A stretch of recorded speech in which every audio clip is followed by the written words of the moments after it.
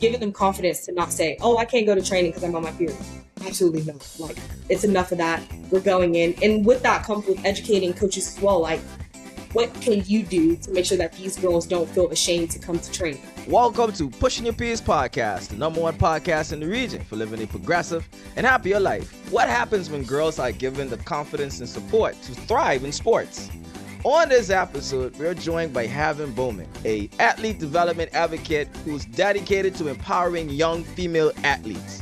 She shares her journey, the challenges she faced, and why supporting both athletes and their parents is essential to building a strong future for girls in sports. Be sure to like, subscribe, and share so you never miss an episode. Sit back, relax, and let's get ready to push some peers.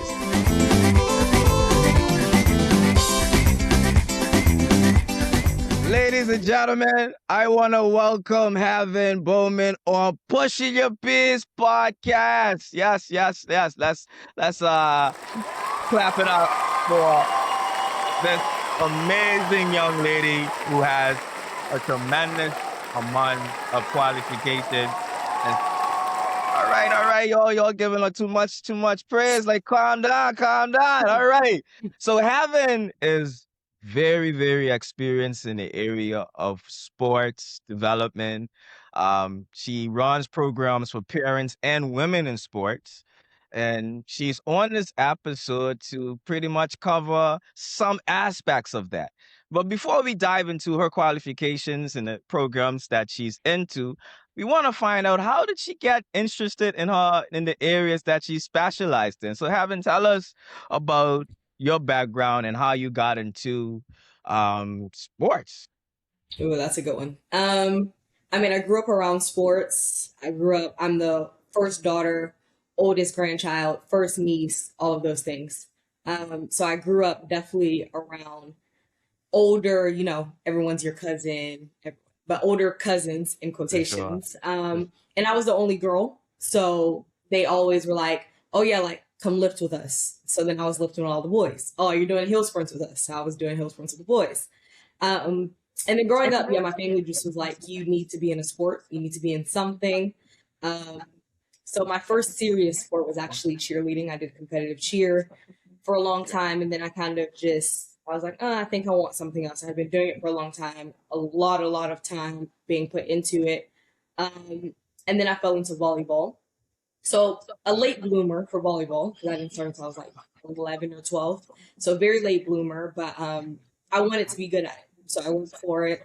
And my story is a bit interesting. Like, I played in high school 1 year, didn't play my middle 2 years, and then I played my last year in high school, and then I got recruited. So that's pretty unheard of for someone to be recruited for the university level. But yeah, I worked my butt off to make sure that I had the opportunity. And at the end of the day, I always stood for doing what was best for me.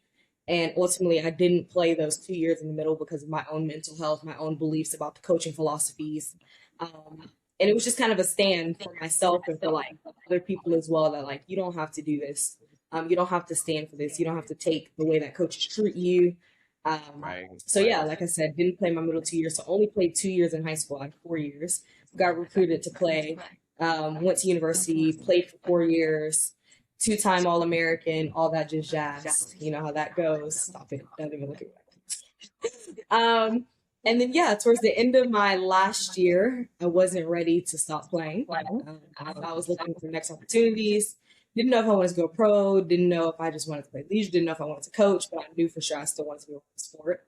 And then basically I got recruited to play overseas. So I moved to London, packed up all my stuff, 2 suitcases by myself, and moved to London. While I was there, got my master's degree, played for a really good team in London as well. So yeah, but then after that, I was kind of like, I think I'm over this. So I played 1 year overseas, but I had accomplished everything that I wanted to accomplish at that point. Like, there was nothing else that I was chasing. I did the university bit, got recruited, went overseas. That was all I kind of wanted. So there was no point of me going if I didn't really feel that I wanted to go. But yeah, I got my master's in strength and conditioning. And then from there, I was actually working in an all-boys school, doing some of their like intervention, behavior intervention. And so the way that I kind of implemented my strategy was through sports. So going in and basically giving them something to want to be good for. In London, after COVID, the PE lessons and all that stuff drastically dipped. Like it wasn't a priority anymore. So a lot of them just play like during lunchtime and things like that. But at the end of the day, they just had nothing that they were excited about. They had like when I was in school, you had to pass a certain level to play. You had to have these grades to play. Whereas there, they didn't have that because sports wasn't a priority in London. So kind of brought in sports into their ecosystem so that they felt like, oh my gosh, I need to be good. Otherwise, I don't get to go do strength and conditioning with Heaven, or I don't get to compete with this team more. So just getting that excitement back. And then after that, I moved into my current role, which is through an athlete development program called Fleet. But my main gist of that was just I wanted to make an impact. And with these athletes, for me, it's so important because I remember growing up, my parents couldn't always afford to go out and play club. Like club is expensive. You're paying thousands and thousands and thousands of dollars. And by this time, I had two younger siblings. So, it was a thing. Like you couldn't just go out and pay that working class. Like it wasn't, so the program that I work for now, all the kids get all the resources for free. So everything, strength and conditioning, lifestyle support, sports psychology, medical, physio, everything that they get is for free. So I'm very grateful to be able to be in a program like that that's able to have that impact. And a lot of the kids that I work with come from low to moderate income households as well. So there's a relatability there of, oh, I wish like I had that, but I didn't. So now I'm pouring into this generation that they can have that. Because at the end of the day, a lot of talent is buried under the lack of resources. So if you give them the resources, then, oh my gosh, the sky's the limit with what they can do. So yeah, I just kind of fell into my job to answer your question. I was doing other stuff, always passionate about sport, just knew I wanted to be in sport, but didn't know what. And then these roles came and they just kind of layered on top of each other. So that's how I am where I am now. Man, I gotta clap you up. I gotta clap you up. Especially when you talked about children from disadvantaged backgrounds having those sort of opportunities. And I want to touch on your involvement with parents. Like, how did that come about, you launching a program to educate and get parents in tune with what's happening with their children in sports? To be honest, when I got into my role, they were like, this is what we need, so figure out how to do it. So that was the challenge. So whereas they kind of told me like, this is what you need to do for your job, this is part of your job, I really grew a passion through that because then I realized like, you're so right. Like there was times where my mom had no idea what to do. She didn't know what to feed me before a game. She was just feeding me pasta, eggs. Then I'm dying outside because it's hot in Texas. Like these are things that parents, like they just do the best with what they know, but they don't know what they don't know until you show that they don't know it. So it was one of those things where how can I make it engaging enough to where parents want to be a part and that they're like not offended by us saying like, listen, you don't know this. And it's not to say you're not a good parent, you're doing the best, but how can we enhance that when it comes to this athlete lifestyle and how can we make you more confident? So yeah, they told me to do it. And then I kind of made it my own thing, made it my own way. And then I realized that it's actually a bigger problem across everywhere. That you would think like a lot of parents want that access to those resources. A lot of parents like are open now to being like, yes, I want the best for my child. And I know that I don't have all the resources for that. So yeah, that's kind of how it started. It started with literally like 8 parents and it was growing to something that's larger, something that's international with the symposium stuff. So that's good. Like really grateful for that. But yeah. But, tell us about the program itself and also some of the feedback you've gotten from parents being in the program. Yeah. So the program itself is, it's just a series of workshops. So when I first started, like I said, you don't know what parents don't know and you don't know what they want to know. So for me, it wasn't based on what I thought they needed to know. I gathered the parents on our program. And at that time when we started, it was 100 parents. And it was 100 families being represented. So I gathered all their feedback and I literally had a survey sent out and I'm saying, guys, this is what we want to do. We want to better support you just like you want to better support your athlete. We've done a great job of supporting athletes, but we feel like also we're kind of missing low-hanging fruit. So I sent out a survey to all of the parents, and I got immense amounts of information, like immense amount of information, which to me was good because you're invested in this and you realize also like, oh yeah, we could have to be better supported. But also there's a pressure of covering everything, which you can't cover everything. So the first year, like I said, the first thing was getting all the feedback, topics that they wanted to know, topics that they didn't feel was important. So it was purely, they built their program for themselves. It was nothing of my own thoughts, whatever. They told me, I need to know more about anti-doping. I need to know more about nutrition. I need to know more about injury rehab, prehab. So these are topics that they all brought to me. And then from there, we did, the first year was kind of like a trial and error year. But put on these workshops. So it was mixed methods. So some were in person, some were online.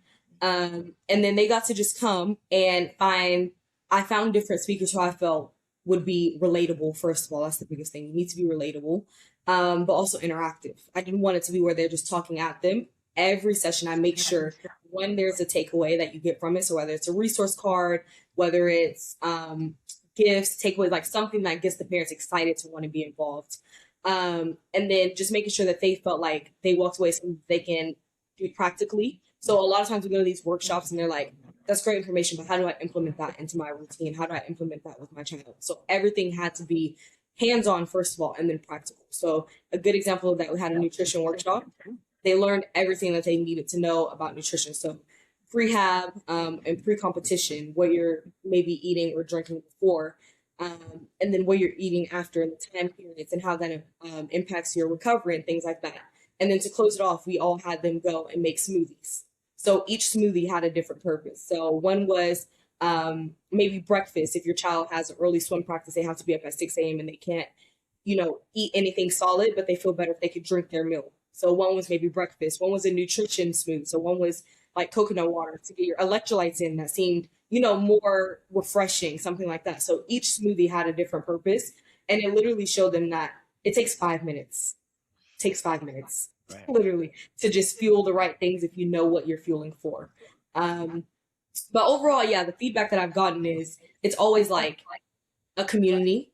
That's the biggest thing that parents also look for is a community. Okay.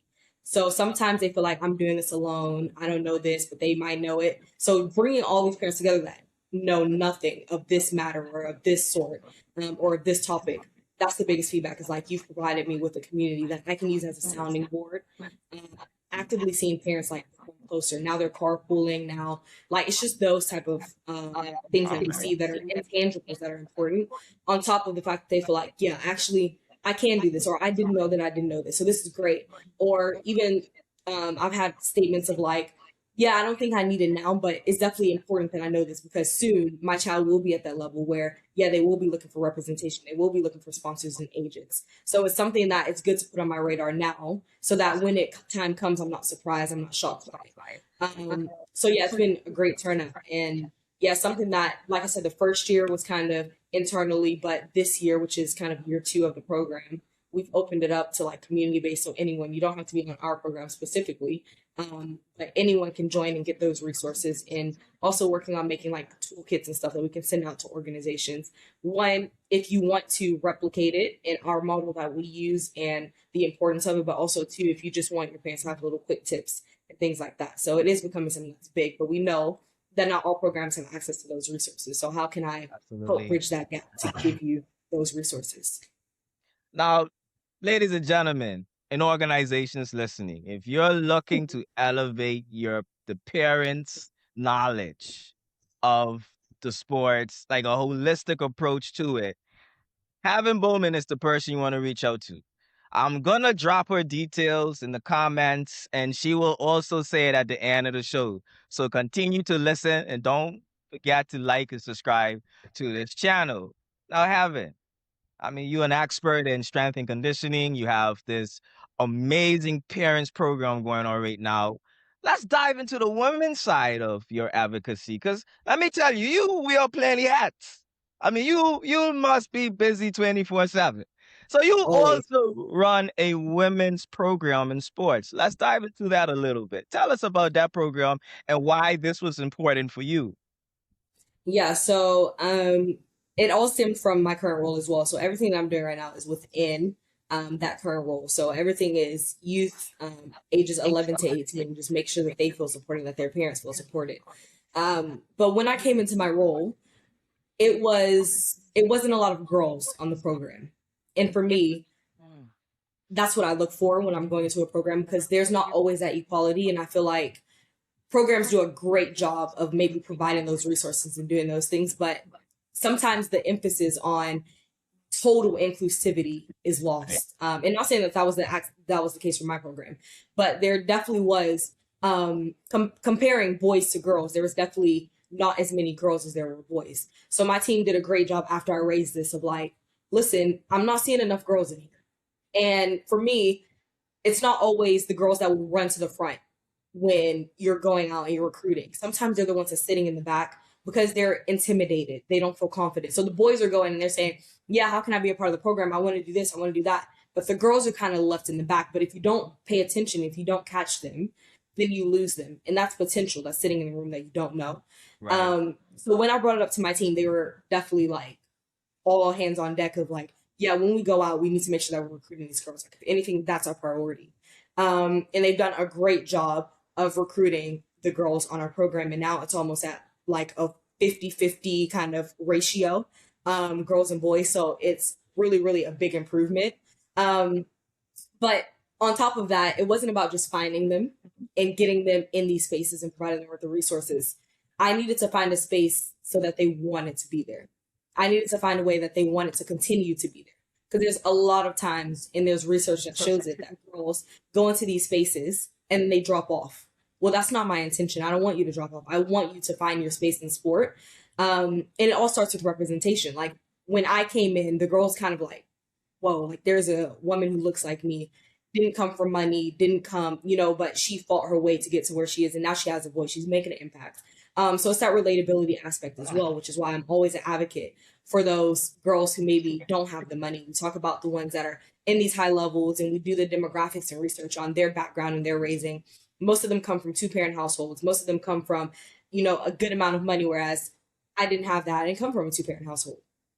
But I'm still here where I am because I worked, and that's not something that's stopped me from being where I am. So it's about the relatability. It's about just showing these girls that, listen, you could do it too as well.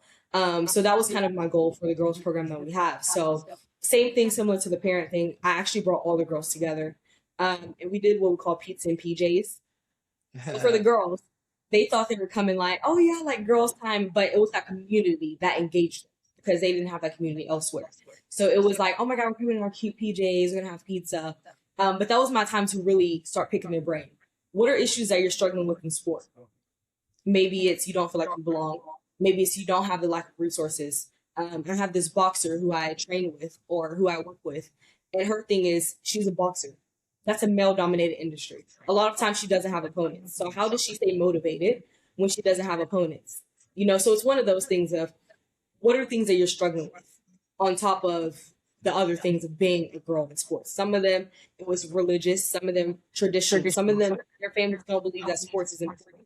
You go to school, you do more school, and you do more school, and then that's it. So you introducing, well, actually, I want to play basketball. I want to be a boxer. Or I want to play volleyball. It was kind of like So a lot of people don't think about the pressures that it is being a girl in sport on top of already the lack of resources. Research shows that girls are, first of all, 2 times more likely to drop out of sport.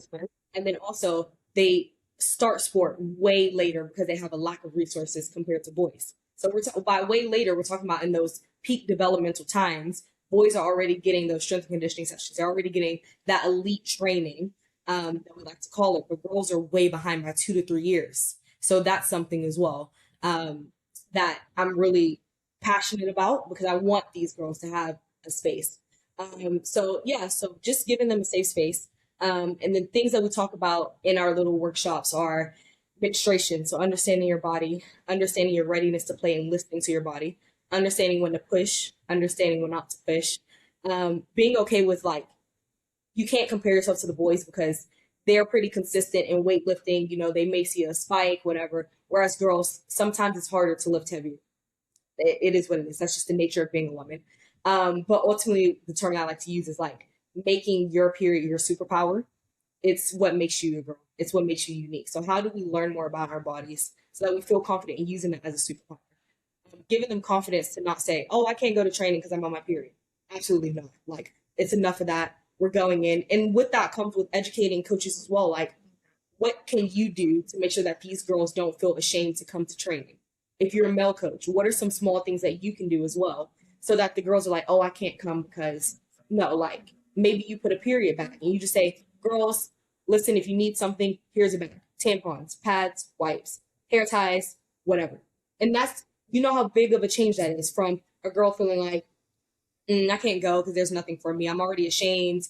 I don't feel well. But then they know that they feel supported. So things like that are the conversations that we're having, not just with our girls, but around the community as well. Is like, what are you doing to make sure that these girls feel like they have a space in sport? And then, of course, other things, nutrition. So how are you fueling your body? It's different at different phases of the month. So you need to make sure what you're eating is actually beneficial at that time. Confidence, self-esteem, body image. Those are things that we're all talking about as well, because those are things that in the society where social media is huge, those things are weighing down on our girls. So sometimes it's not that they don't want to play their sport. They're not comfortable in their body. And a lot of times, let's be honest, people are not coming to watch the sport. They're coming to watch who's playing the sport. Mm-hmm. So girls feel like, oh, I don't look like my teammates, so I can't play. You know what I'm saying? It's one of those where these are like the pressures of being a girl that no one thinks about. And so those are kind of topics. But like I said, I always tell the girls that I work with, I don't care if you're the athlete. That's not my intention. It's for you to want to be the athlete. My intention is that you want to be in sport, however that may be. So if you want to be a lawyer, a sports lawyer. If you want to be a chef, be a chef. But I want you to know that you have a space in sport and that you don't have to sacrifice being a girl, eventually being a woman, to be in sport.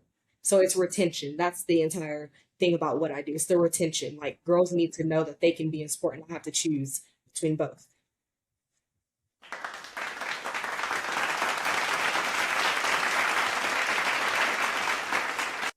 Ladies and gentlemen, didn't I tell you how brilliant Heaven Bowman is? When you listen to this, and being in the Turks and Caicos Islands, where we see decline at a certain age for women participation in sports, um, is no from what I'm listening, it's no coincidence that this decline is being seen around the age of puberty, right? So Yeah. I love what Heaven has said, and this is something you guys can now engage with your own children and even your own programs. I love how she talked about giving a listening ear. Let's listen to the concerns, and then let's build a system around addressing these concerns. So, Heaven, I want to thank you so much for sharing that, and also praise your program that you have going on. This is fantastic. And I want to touch on something that you mentioned coming towards the end of talking about your program, and that is the cycle element for women, right?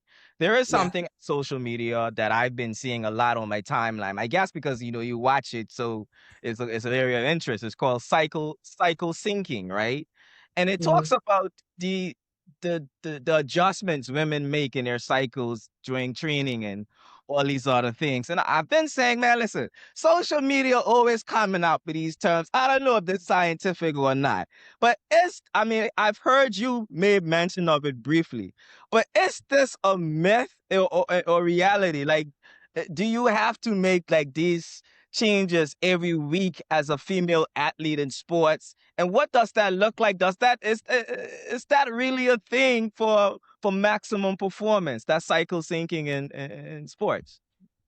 Yeah, it is. It's really important because what young girls especially don't realize is that your menstruation is the bleeding part, but your cycle is the entire month. So how long your cycle lasts is the entire month, and there's different phases of the cycle. So a lot of times we think about, oh, I'm bleeding, so that's when my cycle is. No, your cycle is a cycle. It's the entire time. It's the phases that you go through. And there's phases where before, so your luteal phase, for example, you're emotional. You're emotional. You just can't help it. You're just emotional. But as a coach, you need to know that because there's times where you can't push these female athletes the way that you can push them before. Maybe they're internalizing things a bit more. Performance. It's not, you literally cannot lift as heavy as you would before. Maybe you don't have the output. So a girl goes to training She's in her luteal phase. So this is right before you go into the actual bleeding of your period. She's emotional, great. She goes to training now. The coach has gotten on to her. She's upset. She's in her head. The coach has gotten on to her now because she's upset and she's in her head. But you haven't understood why. So these are scientific things where our hormones are changing, but people are not understanding. So you feel like, oh, she's being lazy. She has this, she's had a day or whatever. Whereas no, her hormones are fluctuating. So it's already a battle, first of all, to get her there because she's weak, emotions or whatever. She's probably had a day. And now I've gotten to training and now my coach is all on to me because they don't understand that my hormones are fluctuating. So these are things like, these are conversations that people need to realize. It's a balance. It's hard. Showing up is hard all the time because it is a balance. And growing up as a woman, you have to realize, okay, yeah, how can I control this? How can I dictate, yes, it's my luteal phase, I'm annoyed, but how can I still put my best foot forward? And I think enough people don't give credit and they don't understand that maybe during this phase, 50% is all I have, but I'm giving you 100 of my 50%. So it always looks different. So that's the thing. Some people are like, well, you're just not trying, or you're only giving me 50%. Well, I'm giving you 50% of 50%. So that's my 100%. Like, you got to understand that's all I have. Like, you get it. Like, that's it.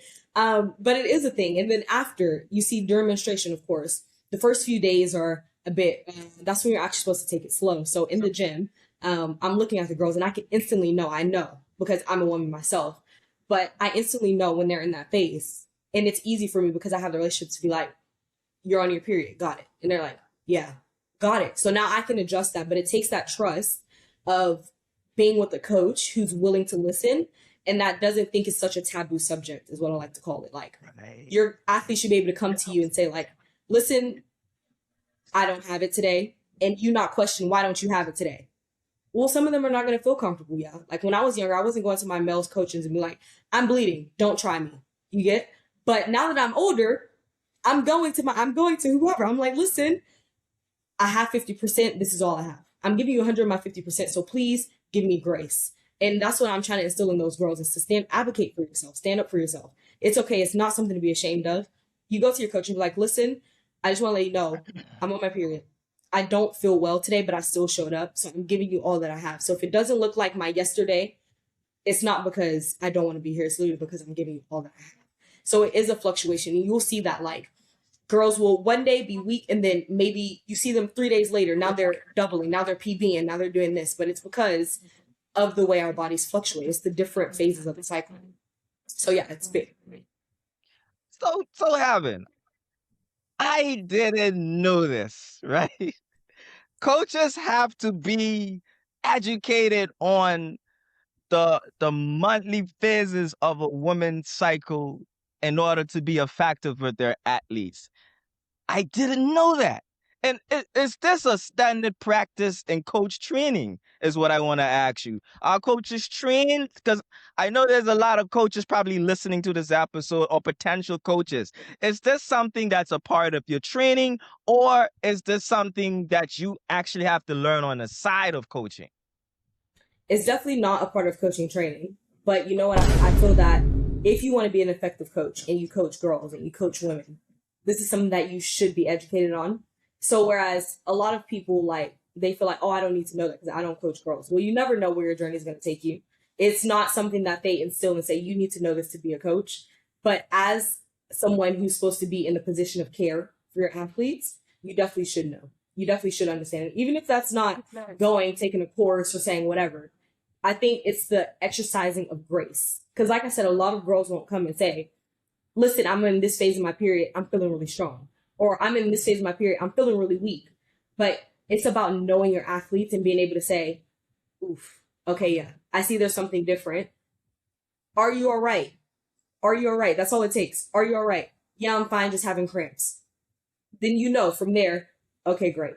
Maybe I can ease off this practice. Like, it's just about, it's that duty of care that I feel like a lot of coaches lack, especially when they're coaching girls. Like, it's always outcome driven. It's always, this is what you need to do. At the end of the day, I get it. Coaches have quotas. The athlete does well, the coach does well. That's how it is. But at some point, you only get that when you start understanding your athletes. You understand at least the basis of what goes on, especially when you're coaching girls, because you have to exercise that grace. So what you don't want to do is not be a safe space to where they don't show up. And that's how we get to points where the athlete goes, I'll see you next week. I won't be here this week. And it's not because they're doing anything, it's just because they're on their period and they don't feel like they have a safe space. They don't feel like you extend that grace. And then now maybe they're backpedaling. Now they don't have as many outcomes, PBs, and this stuff. Like, it's about providing that safe space. It's a duty of care. So like I said, it's not typically in your coaching practice, but I think it is something that people need to know. And it is important. It's a duty of care to know and to want to know about these phases. Evan, I honestly believe that this is something that should be standardized globally when it comes to coaching, because it's vital. Like, your cycle is a part of your feminine nature. So why isn't this taught at even the basic level of coaching certifications? So I'm using this platform to say this has to be adopted. And if you want to have somebody on your panel and discussing that, Heaven Bowman is right here. Her contacts is here. Her socials is here. Reach out to her. Bring her on your team so that we can start to build a more holistic global program for coaching that really takes in both female and male athletes. Because I can understand that it is male centric, sports. But there's female sports and athletes as well. And we have to build a holistic system that's inclusive of everybody. So I am advocating for coaches to know about cycle syncing. This is important. Yeah. Absolutely. And Heaven, thank you so much for your advocacy and the things that you're doing. I love it. Um, I saw you in Turks and Caicos. I said, this is definitely somebody I'm going to bring on my show eventually, because the wealth of knowledge and the things you are doing is hitting on everything we need, not only in Turks and Caicos, but globally. Now, I want to touch on some social media stuff a little bit more, right? Because this is the era, and I always seeing things on my timeline. I mean, I used to scroll up, so you know how that goes. So there's this Ozempic thing that's been going on as well, right? And people losing weight, blah blah blah. You are strength and conditioning. Is Ozempic having an impact on athletes, the use of this? I know it's something new. I know there might not be a lot of research, but I should ask still. That's a tough one because I would like to say no, but in the era that we're in, sometimes that's what people are prioritizing. There's this, when you look at an athlete, there's something that you envision. Like, just if you just close your eyes and think about what would I picture an athlete to be like? There's this image that you're going to have. Like, we all have this image. You know what I'm saying? And as athletes, you want to be in that image. You don't want someone to come to you and be like, that's your sport, or you play sports. Like, that's a thing that it's kind of like, but at the same time, you would hope that these athletes are chasing strong, not skinny, are chasing how they feel, not the scale. And for me personally, like, I don't really stand on the scale. I'm not really a scale girly. Because when I was younger, I did do that. I was definitely chasing skinny. I was chasing the way I looked. I was chasing for people to be like, oh yeah, I know you do sports, But was I really performing optimally? No. And like, now, I've told you before, like, I'm training for High Rocks, and it's probably the heaviest I've been, and I'm performing well. I'm doing it well. Now, with that, as you're active, of course, if you diet correctly, you're going to lose weight. You're going to lean up. So the scale always isn't an accurate depiction of your weight anyways. The scale is a number, but it doesn't account to everything else. And for girls, oh my gosh, hormones. They're going to affect things differently. You're going to be way heavier when you're on your period. Before your period, you're going to be way heavier. So I think Ozempic is a thing that's rising, but I would like to think that it's rising more in commercial use than athletes. One, because of the anti-doping precautions. And two, because I feel like whereas there's this skinny thing on Instagram that we're seeing on social media, there's also this wave of athletes that's advocating. I don't know if you've seen it, where they're like, what's skinny? And they're like lifting heavy. Or they're like, what's, I look like this and my body just hit a PB in this. Like, these are things that athletes are actively using their platforms for, to kind of debunk that skinny narrative. Like, If you're listening and you're a young athlete, listen, we ain't looking for skinny. We're looking for strong. We're looking for fit. We're looking for healthy. We're looking for how we feel good. Like, we don't care about Absolutely. that skinny stuff. Like, we want it. We just want to feel good. And if you're a female athlete as well, stop stepping on the scales. Please. I beg. I beg. Eat your food. Like, eat your food. Lift heavy. Like, we want to be strong. We're not trying to be skinny. Like, we are trying to make our bodies feel well enough to perform. And you're not doing that by not fueling properly, stepping on the scale. You're worried about everything else. And all you need to be worried about is like sport. That's the luxury of being a young athlete. Thank you for sharing that, man. Thank you so much. I want to touch on one more thing is fitness watches, right? Yeah. I'm a big tracker, HRV, heart rate, all these things. I'm sure you have athletes in your program too who's always checking their watches. Oh man, my HRV score is down today. How important is those things to performance? Is this really relevant? And when it comes to performance, should we always be looking at our fitness watches? I mean, you got persons wearing Apple watches and all these things nowadays, so it's easy to be locked into your watch. Yeah, I definitely think fitness tracking is important. Like, you'll see a lot of high level athletes, they wear the sports bra looking things, and what those do is they track your heart rate, they track like your exhaustion and how quick you get exhausted. I do think it's important, but I think sometimes people take it to the extreme. Like, I'm an avid Apple Watch user, and what I use it for is literally to track my workouts. So for me, I need to know how many calories I'm burning in a workout so I can refuel those calories. So there are benefits of having those trackers and those tracker systems. But if you're using it for like, oh my God, I need to check. Oh my gosh, I need to work harder. Oh my gosh, that's not what it's for. It's literally a health tool. And I feel like sometimes people use it outside of what it's for. It's a health tool. But also it's a good way to track your metrics. So for me, like, I'm training for High Rocks, and respectfully, I know this might hurt your heart, but me and running just don't go together. We don't go together. Me and running, we don't go together. But it's easy for me to track like my improvements because maybe I've run a longer distance, but my heart rate isn't spiking. So I know, like, okay, this is where I kind of, this is where my threshold. So I'm doing better in this. So that's kind of how I use it. But it is a thing. Like, I do feel like I don't think it's imperative that people have it, but I think if you have it, be educated on what you can use it for and make sure it's to the benefit. It's not about, oh, my heart rate's too low, so I need to push harder. That Right. It was never that. It was never that. Like, Ladies and gentlemen, again, I want to thank Heaven Bowman for being such an amazing guest on Pushing the Peace podcast. With her background in strength conditioning and the programs that she's running in parent involvement and women's in sports, I'm having as an important pillar in sports development, modern day sports development. I want to congratulate her and encourage her to continue on her journey, continue pushing. We are wrapping up, but of course, Heaven wouldn't be a guest on this show if she didn't get to push some peace. So, any word or words that has been transformational to your journey that begins with the letter P, you now have a chance to push your peace. oh my gosh, that's a tough one. I would say persistence Okay. is a good one. Um, like I said, I didn't grow up with the most money. I didn't grow up in a high income household. So everything that I had to do, it was persistence that made me keep going. Um, Also, I would say progress. Progress is it's a good tracker.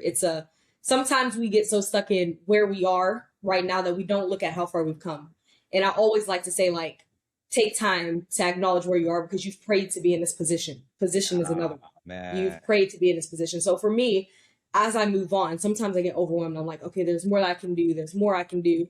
And then I have to just realize my position, realize like my progress, how far I've come, realize the persistence that I've put to get to where I am. So I'm always very grateful for like platforms like this to be able to advocate and speak, and just my own platforms. Like you said, if anyone's interested in building that parent support system, my contact details are there. Email me at heaven.c.bowman Bowman@gmail.com. But yeah, really just building those systems around how you can better support parents, how you can better implement girls programs. And I'm always open for other conversations. Like if you just want to rack my brain a bit, I love it. I love these type of conversations because we have to challenge one another to progress. It's all about challenge. It's all about awareness. So yeah, those are my 3 Ps: progress, persistence, and position. You even had prayer in there a little bit, man. You was And pushing prayer. some Yeah. kids. That's what I'm Come on. talking about. Yeah, I see you. I Come see you. on. I see it. I see it. All right. So spin-off question. Spin-off question. Are you ready? I'm ready. If you could email the original architect of the human body to complain about one design flaw that makes your job as a strength coach harder than it needs to be, what body part are you roasting? Oh, the knees, man. The knees. The knees. Why? Why? The knees, the knees, the knees. Oh my gosh. Mm, Especially for women, like the knees are such a problem. Like they're a problem. Research shows like out of every body part that's researched, the knees are the most researched when it comes to women, tearing ACLs, all that stuff, and why. But also like that in conjunction with your period and how maybe the hormone fluctuation and stuff affects that. Like, please, I just want us to have like equal knees. You know what I'm saying? Like, give us the same joints you give the men. Like, don't make them smaller. Don't make them petite. Like, we want strong knees. We don't want no little cutesy knees. Like, we want stability in our knees. Like, we are the people that will have to bear children. Like, we need the stability in our knees, and for some reason they want to give us little petite knees. Why? Like, I love it. Thank you so much, Heaven, man. That's amazing. Ladies and gentlemen, it's been such a great episode. I'm now gonna allow Heaven to share her contact information with you once again so that we can reach out to her. She's doing so much amazing work. So go ahead, Heaven. Let us know how we can reach you. yeah, you can reach me on LinkedIn. It's just Heaven Bowman on LinkedIn. You could also reach me on by email. It's my first name, Heaven dot C dot Bowman at gmail.com. And then, of course, Instagram is always there. But the first 2 will get me better, the quicker, because Instagram. But yeah, definitely for business wise, LinkedIn or email would be the best. So yeah. Thank you, Heaven. And is there any final words you want to share with parents and also young ladies out there as we wind down? Any closing remarks? I would just say it's changing. The ecosystem is changing. And people are starting to recognize the value in both parents as well as women. So it's a great position to be in right now, to be a parent of an athlete or a parent in sport or a support system in sport or a guardian of someone in sport, as well as to be a woman in sport. Systems are constantly challenging themselves on how they can better support these people and these specific demographics. So keep doing what you're doing. And yeah, I'm always here. Like if you need to speak about anything. So yeah. Thank you so much. Ladies and gentlemen, we've had strength and conditioning coach Heaven Bowman on Pushing Your Piece. She has dropped so many gems and cleared up so much when it comes to women in sports. I mean, I've learned a lot on this episode, and I am truly impressed with not only the work that Heaven is doing, but also her knowledge, man. She's super knowledgeable, and I wish her the best. I can't wait to see her winning global awards and recognitions for the work that she's doing. Those are things that we speak into existence, right? So we're going to speak that over her life on Pushing Your Piece. And of course, we always got your back right here on the show. Thank you so much, Heaven, for being a guest on Pushing Your Piece. It's been an honor. Thanks for having me. And of course, ladies and gentlemen, we'll see you next week on Pushing Your Piece podcast.